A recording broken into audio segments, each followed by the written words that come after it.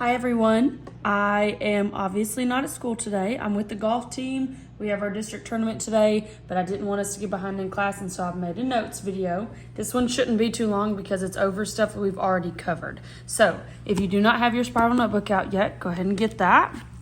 I'm gonna flip to our Unit 3 table of contents. This is the final set of notes that's gonna go in our Unit 3. So in our table of contents, Lesson 3.8, and the title is Key Features of Absolute Value Graphs.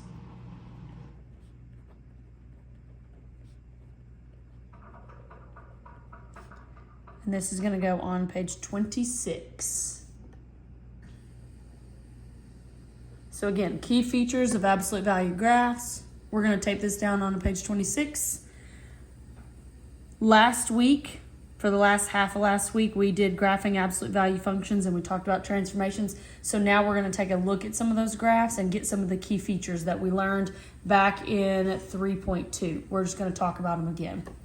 So again, none of this is new. It should hopefully be a review and we'll get better at it this time because it's not the first time that we've seen it. So in a second, we're going to pause this video. These notes need to be passed out and you guys need to tape them down onto page 26. So take 3 or 4 minutes and get that taken care of. So let's pause the video and I'll see you back in a minute. Okay, so now we should have this taped in. Remember, it goes on page 26, so make sure it's on there. So this set of notes is all about key features. And so we're going to go over the parent function again, because that's the one that we always start, and we're going to list all of these key features and then just apply this same idea to other graphs. But before we look at that parent function, we need to remember it says absolute value graphs look like, remember they are a V-shaped graph, so it's either going to look right side up like this or upside down. Remember, if it's upside down, that means the reflections happened. And so that's how it ends up upside down. All right. So this graph right here, remember this is the parent graph. This one was the original. All of the other ones are versions of this one. So we're going to go through these key features. These are the ones that we need to know about an absolute value graph. These are pretty typical. It's nice to know these for all graphs that we look at. So we're going to start with the vertex. Remember, the vertex was the middle of the V shape. So right here, it's located at 0, 0. Make sure you write that in parentheses because it is an ordered pair. And so now this part right here, it says max or min. This is asking the question, is this a maximum value or a minimum value? So when you look at this graph, is this point right here the highest that graph goes or the lowest that graph goes? And so here's a quick little way to remember that. If your graph opens up like this, your vertex is down here at the bottom. This is the bottom of it. So this is going to be a minimum value. And if your graph opens like this, opens down, then this, so in my brain, this looks like a mountain. And so this is going to be the max height that you can climb of that mountain. So again, if the vertex is at the very, very bottom, it's a minimum. If it's at the very, very top, it's a maximum. So for this one, that vertex is at the bottom, so it's going to be a minimum value. Next up is direction of opening. This one is either up or down, depending on where these arrows point. It points up, so we would just write up. This one points up. Now, axis of symmetry. That's something you guys learn way back in elementary school when you start talking about what makes something symmetrical. Remember, symmetrical is when you take something and you fold it in half and it lines up on both sides. So if I were to take this graph and fold it right on this halfway line, these lines right here would line up. We need to figure out what number that happens at. And so what we'll do for today, I'm going to draw this little dashed line. This is where I can fold that graph right in half. It cuts it in half. Cuts the graph clean in half. Now, when you write an axis of symmetry, the equation is x equals, and then whatever number it actually happens at. This x equals is because this is a vertical line And so that's why we have to have the x equals thing. And then the 0, it's because it happened at the number 0. Okay? Next up is increasing and decreasing. This is a part of the standard that we have to learn. It's relatively new to Algebra 1, and so they're trying to get you guys to learn it earlier so that way it's not as bad in Algebra 2. But remember, it's not bad. You read a graph from left to right. Increasing means you're going up the hill. Decreasing means you're going down the hill. And so when we move from left to right, the first section of this graph is going down, so this would be decreasing, and then this side is going to be increasing. So for all of the numbers on this side of my dashed line, it's all about where you put that dashed line, all the numbers on this side will be decreasing. And if you look at these numbers, all of these numbers are less than 0. And so for my decreasing side, I'm going to have x is less than 0. And then at 0, that's my turning point. So then I get to the bottom and I start increasing, start going up the hill. These numbers right here are bigger than 0. So x is greater than 0. So if you can find where this dashed line is, where that axis of symmetry is, this number you'll have, and then you'll just have to figure out if it's less than or greater than. Next up is end behavior. This one is all about where do these arrows point on the end. I had a student, remember back when we did the stations, she wrote on her paper something that I thought was really helpful for everybody, and so I was trying to tell as many kids as I could. This says, as x approaches positive infinity, then f of x approaches what? So positive infinity is to the right, and this says, as x approaches negative infinity, which is the left-hand side, then f of x approaches what? So here's how you can look at it. This first one says, as x approaches positive infinity. So as we move to the right, this line points up. That is positive infinity up there. And then this other one, as x approaches negative infinity, which is this side. So as we move left, my graph points up to also positive infinity. Now, the cool thing about absolute value is these are going to be the same every time for absolute value. So they're either both going to be positive or they're both going to be negative.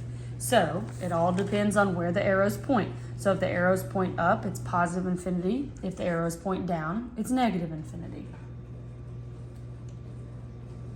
All right, and lastly, we have domain and range. So domain are your x values and range are your y values. So let's make a little note to ourselves. So domain is x values, range is our y values. And so when you get to this part, you need to ask yourself what x values are used to create this graph, and then what y values are used to create this graph. So we're going to talk about x first because that's normally the one that we'll do first. When you look at your x values, they run left and right. This graph, this part of the graph, goes forever up and left. So we're going forever left. So I'm going to use all of the numbers over here. This side goes forever up and right. So I'm going to use all of the numbers over here. So I'm going to use every single number on this x-axis for as far as it can go. So when that happens, it's going to be all real numbers. That means any number that you can think of will be on this graph. Because remember, those arrows mean it goes on forever. Now, there is a symbol in the math world that means all real numbers, and I'm going to put it in parentheses right here. This is what it looks like. It's basically a double barred R. So if you draw an R and you put an extra line in there, that stands for all real numbers. I guess mathematicians back in the day got tired of writing out all real numbers and they came up with that symbol. I'm okay if you use either one of those. I'm going to try to write both until we get used to seeing that new symbol. Now, the range values, these are not going to be all real numbers because this graph just points up, and so it doesn't use any of these numbers down here. And so what I do is I will always take a highlighter and I will highlight where the bottom of my graph is or the top of my graph. and I'll look to see what number that is. This number right here is 0. This number is 0. So I'm going to have y is something 0. And then I'm going to ask myself, do I use all of the y values, which are this vertical axis right here? Do I use all of the numbers that are greater than 0 or less than 0? And it all depends on where your graph actually is and which way it points. So because this one points up, I'm going to use all of the numbers that are greater than or equal to 0. This time our or equal to bar needs to be there because that vertex is actually sitting on 0. And there you go. That's all the key features that we need to know for absolute value. And these are the major ones for Algebra 1. So we're going to talk about these a few more times throughout the school year, just applying them to different graphs. So I know that seemed like a lot, but it does get easier. And some of them, I'm going to show you a little trick that happens, and it's not a coincidence. But before we get to the inside where I can show you that, let's practice just naming the vertex and figuring out if it's a maximum or a minimum, okay? So this graph right here, remember the vertex is the middle point of the V. So if you can find the V, find where those two lines kind of come together, put you a dot, like legit put a dot on that graph. And then we're going to just write out that ordered pair. So if I look at this ordered pair, it's going to be 0, -3. And then again, you have to ask yourself, is that vertex on the bottom or on the top? So it looks like this one, which is going to be a minimum.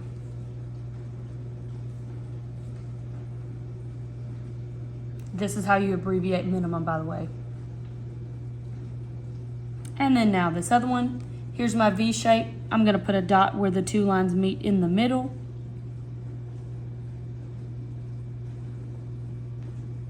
And that ordered pair is -2, 0. And it is also at the bottom. It's at the bottom of the V, so it's going to be a minimum value. Just want to remind you one last time before we flip to the inside. A maximum value, because we haven't seen one yet, a maximum value happens when the absolute value graph is upside down and it kind of looks like a little mountain, and this is going to be the max height. So that's when a maximum happens. Let's flip to the inside. So up here at the top, I've got two examples. I'm going to do number 1, and then I'm going to have the substitute pause the video so that you guys can practice number 2, just so that you can try it on your own without me. So again, it's the same key features. Our graph is already done, and so we're just kind of analyzing that graph and writing out some of the stuff that we know about it. So it always starts with the vertex. Remember that vertex is the single most important point on that entire graph. And so I want you to actually draw the dot. So on this graph right here, we're doing number 1 together. This is where that vertex is. And I'm going to list out the ordered pair of that vertex. So if I list it out, it's going to be 3, 2.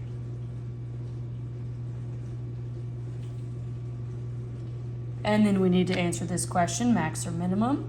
This one's going to be a minimum because it's on the bottom of the V. This one over here looks a little bit different, so it's going to be the other one. Now, this AOS right here, that stands for axis of symmetry. So if you ever see that, that's shorthand for axis of symmetry. So normally, I'll take a highlighter and I will cut that graph in half right through the middle, which is the vertex. So here's the halfway spot. Now, if you look and you track, that line was drawn at 3. So the equation for your axis of symmetry is x equals 3. Okay? Then we have the whole increasing, decreasing thing. So I'm going to, remember, you read a graph from left to right, and so I'm going to cover this part up. If we move from left to right, this is the decreasing side first, and we're decreasing for these numbers right here, which are numbers that are less than 3. 3 is our turning point, and so we want all the numbers that are less than 3. And again, that was the decreasing one. So x is less than 3. And now if this one was x is less than 3, then increasing is going to be the other side. So I'm going to cover up the decreasing side. Here's my increasing. And it's happening for 3, 4, 5, 6, all of the numbers that are bigger than 3. So x is greater than 3. We don't put any or equal to bars on here because 3 is the turning point of where it goes from decreasing to increasing. Okay? Now we've got end behavior. So again, this is as x approaches positive infinity, which is the right-hand side, as x approaches negative infinity, which is the left-hand side. So if you need to write those, then write them. But here's the trick, the beautiful trick about absolute value. If you look to the right side, it points up. If you look to the left side, it points up. Since both of those lines go up, it's going to be positive infinity because they both point up. Next up, domain and range. Remember, domain are the x values, range are the y values that we use. So domain, if I'm looking left and right, and I'm going to block this off again. So if I look at the left side of this graph, this arrow right here points up and out left forever. This one points up and out right forever. It goes forever in both directions, which is all real numbers. All real numbers. And here's the symbol for it in case you wanted to use that instead.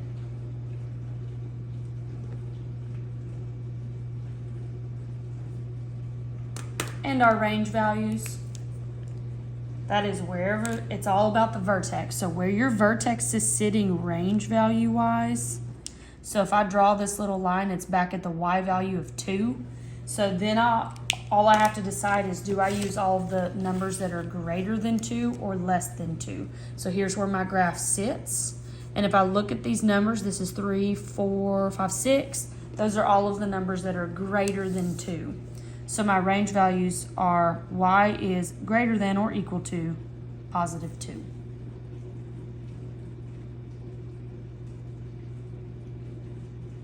Now, here's the trick that I want to show you. It is not a coincidence. I'm going to show it to you, and then I'm going to have the video pause so that way you can try number 2 on your own. When you find your vertex, everything centers around that vertex. So when you can find the vertex, you know your axis of symmetry number is the x value. Your increasing, decreasing number will also be the x value.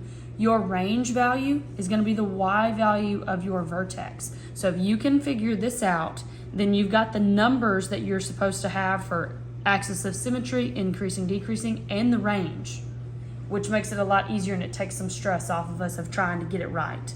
So use that trick. It's not a coincidence. It's supposed to happen like that because the vertex is the most important point and everything kind of centers around it. So now I'm going to ask that the video get paused. Let's go with 3 minutes. I need you guys to try number 2. Take 3 minutes and work on that one. So go ahead and get started right now. 3 minutes are up, and so now we are going to go over these real quick. I'm going to show you what the correct answers are to make sure that you've got the correct answers in your notes. So starting off, we have the vertex at 2, -1. This time I circled maximum because this one looks like a little mountain, so this is going to be the max height. Your axis of symmetry is going to be x equals 2. Remember, it is the x value of your vertex because when you draw that, mine's blue, but when you draw that little dotted line, it ends up at x equals 2. Then this time, increasing and decreasing were flipped, like as far as the sign goes, because when you look at this side first, it's increasing for all of the numbers that are less than 2. Decreasing would be all of the values that are greater than 2. And so again, that number right there comes from the x value of your vertex. Then there's end behavior. They're both going off to negative infinity because the graph points down. So the graph points down. And then domain is all real numbers because the graph goes forever left and forever right. And then our range is going to be y is less than or equal to -1. So it's kind of hard to tell, but I did highlight my little line right there for my range values. It happened right there at -1, and I used all of the numbers that are less than that because my graph opened down. And there you go. So hopefully you guys did. If you didn't use the trick where you can find your vertex and like fill in these numbers, hopefully you at least used it to check back with Your vertex, those are the only numbers that you should see right here outside of these infinities at end behavior. Those are the only numbers that you should actually see. And the final thing that I've got to show you in this lesson 3.8 is how to evaluate absolute value functions on a graph.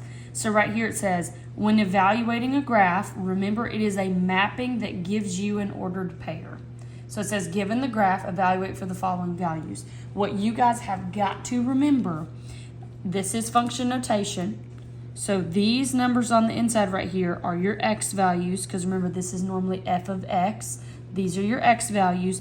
We are looking for the corresponding y values at those x values, and it maps to an ordered pair. So here's how it works, and I need you to watch super carefully as I try to do this on a video, okay? So how this works is I'm going to go to the x value of -2, okay? So the x value of -2. Here's -2 on the x value side. When I'm at my x value of -2, I'm going to track up until I get to the graph, and I'm going to put me a dot. So that tiny little dot right there. And if you map to the right, that is the y value of 5. And so f of -2 is equal to 5. Because in the grand scheme of things, you are talking about the ordered pair -2, 5. And if you check to make sure that -2, 5 is the ordered pair of that dot that we just drew, then we're in good shape. So making the ordered pair is always a great way to check it, because this is normally not something that you would write. You would just write this. This is the way that you would check it. All right, so let's try again. This time we're going f of 3. So I'm going to go to my x value of 3. I'm going to map up to my graph, and I'm going to put me a dot. Then I'm going to take my dot, and I'm going to figure out what the y value is at that spot. That's a 2. So if I wanted to check, the ordered pair of that dot is 3, 2, which works out with what I actually have. And lastly, f of 5. So I'm going to go to my x value of 5, track up to the graph, put a dot, and then I'm checking to see what that y value is. And I got a 4 that time. So again, looking at this, I should have gotten the ordered pair 5, 4. And if you track where that dot is, 5, 4 is correct. So evaluating is not bad. It's not difficult. Just be sure to create the ordered pair. That's what it all is. Function notation is just mapping back to an ordered pair. Next up are the practice problems on the right-hand side. Now, normally I let you guys do these on your own, but before I do, I actually want to do number 1 with you, and then I'll give you a few minutes to look at those other 3 down there. But number 1 kind of brings everything together that we've learned about the absolute value graph. So this time it says, graph the following equation and then identify the key features. So we have to take what we learned last week and graph this equation on our coordinate plane, then answer these 4 little key features that we've got. So let's get started. Remember, the very first thing I ever wanted you to do when you were looking at an absolute value equation is to write and label what the number spots back to the letter. So this is my a value. This is what I mean. So that's my a value. This is the h value. This is the k value. So labeling out those letter spots, because now I can get my vertex from HK right here, which is the most important point on this graph.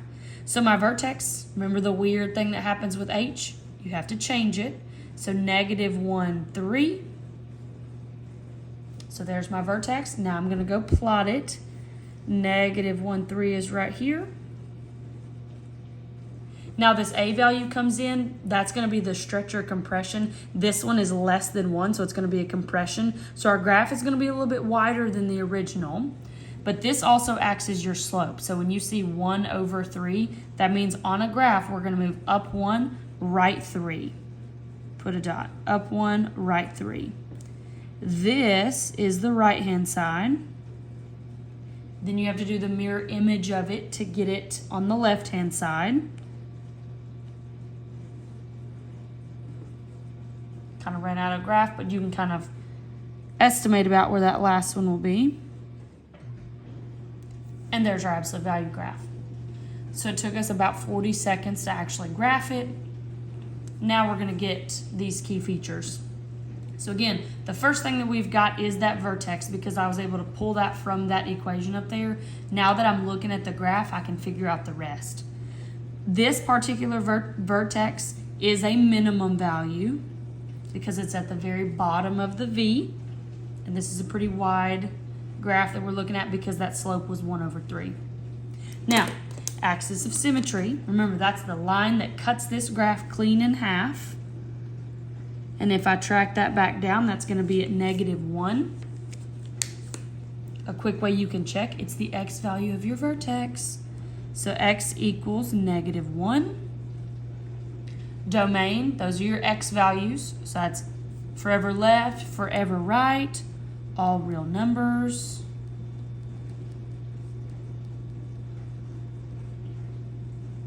There's the symbol too if you want to use that. And then my range values. So you have to figure out where the graph starts. That's always where the vertex is. And I'll normally highlight that spot and then I'll figure out what y value that vertex is sitting at, which is a 3. Then we have to decide, do I use everything greater than 3 or less than 3? And it all depends on where that graph sits and where it opens. So this is where my graph is, and all of these values up here, 4, 5, and 6, are greater than 3. So my range values are y is greater than or equal to 3. Again, the trick is, though, it's not a coincidence. Once you find your vertex, your axis of symmetry is your x value, your range is going to be your y value of your vertex. Now, here's what I'd like you to try. There's only 3 questions left. The middle 2 right there, 2 and 3, are the end behavior ones. And then number 4 down there is evaluating. These really should only take you about 5 minutes. So I'm going to pause the video for 5 minutes. You knock those 3 problems out, and then we'll push play, and I'll show you what the answers are. So go ahead. I left some of them undone so that way we could talk about them together because I wanted you to hear the explanation one more time from me. So these middle 2 right here, it says identify when the following graphs are increasing/decreasing and their end behavior. So I went ahead and wrote their end behavior because that one's the easier one. These 2 were positive infinities because the lines pointed up. These 2 were negative infinity because they pointed down. So now increasing and decreasing, because that's the one that we struggled with the most. I wanted you to hear it one more time. So I'm going to write a little spot, increasing and decreasing for both of these. And it's going to be an inequality, so we're going to have to write out the inequality. So remember, we have to figure out, we read a graph from left to right, and we have to figure out, is it increasing or decreasing to start with? So on this first one, on number 2, I read a graph from left to right. It's decreasing to start with up until you get to this spot right here. And then it stops and it turns and goes the other way because this is our vertex. And if you track, this is -1. Sorry, it keeps blurring out on me. This is -1. So if I block this part off, this is decreasing for all of the x values that are less than -1 because we're less than -1. So decreasing, x is less than -1. So if this one is x is less than -1, that means our increasing is going to be the opposite of that. Still going to be -1, but this time it's all of the values that are bigger than -1. So x is greater than -1. So not bad. It's all about the vertex and where it's actually located. And then you're just reading the graph from left to right and figuring out if you're going up the hill or down the hill. That's basically it. So now, number 3, your vertex is right here at 0, 0, but it's upside down, so it does change things a little bit. This first little section of that graph is increasing because I'm going up the hill. And these numbers right here are less than 0, so increasing for all numbers that are less than 0. then our decreasing side will be all of the numbers that are greater than 0. So x is greater than 0. And if you need a Post-it note or a piece of paper or whatever to cover it up like I'm doing with this envelope that I found, you can do that. I will never mark off points for you utilizing something that will help you, especially to figure out increasing and decreasing. All right, and then number 4, I also left undone because I wanted to model for you how I actually do it whenever it's multiple choice. And so this one is multiple choice. It's not a part A through D situation. It says which of the following is true about the graph. And so remember, it all maps back to an ordered pair. And we practiced this back when we did our stations. You need to remember that these are your x values, these are your y values. So this ordered pair is -5, -3. So if I go -5, -3, that puts me right here, and that is not on that V-shaped graph, so that one's out. And the next one, we have -3, 1. So -3, 1. That one is on the graph, so that one looks good. I am going to double check these to make sure that they are not, because we should only have one answer choice. So 2, 3, 2, 3. Close, but not on the line. And then 3, 3. Right here beside it. Again, kind of close, but not on the line. So the only one that works is answer choice B. These two are out. Very good. Now, when I come back to work tomorrow, we are doing a practice assignment over this concept and transformation. So I will see you guys tomorrow. Bye.